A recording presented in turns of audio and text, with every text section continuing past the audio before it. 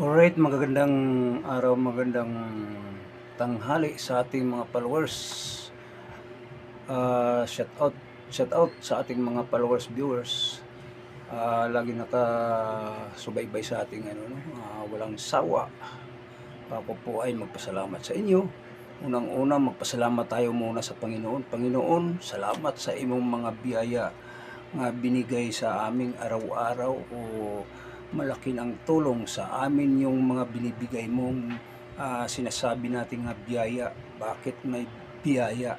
No? Ang kalusugan sa katawan, ang kalakasan ng katawan, o ang paggawa ng content dito sa ating channel nga ikaw ay aming inspirasyon, o ikaw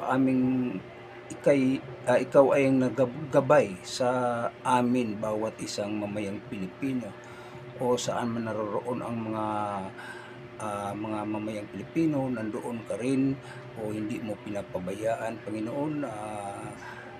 Sa wakas na ikaw ay dinadalangin sa mga buong mga mamayang lipunan, o sa sanlibutan, o saan man silang sulok ng mundo, Panginoon, na ikaw ay walang tigil o sa pagtingin o pagsubaybay sa iyong mga bilang mga anak mo, o ikay nangako nga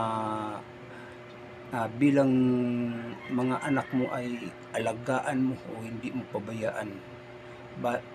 Kagaya sa mga sinasabi nga ikaw ay isang pastol, o hindi mo pabayaan yung mga tupa na may pangako ka nga alagaan mo.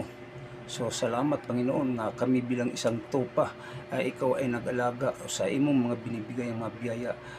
Salamat o walang humpay, o binigyan mo kaming kalakasan, ay nilayo mo kami sa mga tawag nito, mga sakuna, mga kanang yung mga tentasyon, o mga kung ano pa man dyan, no?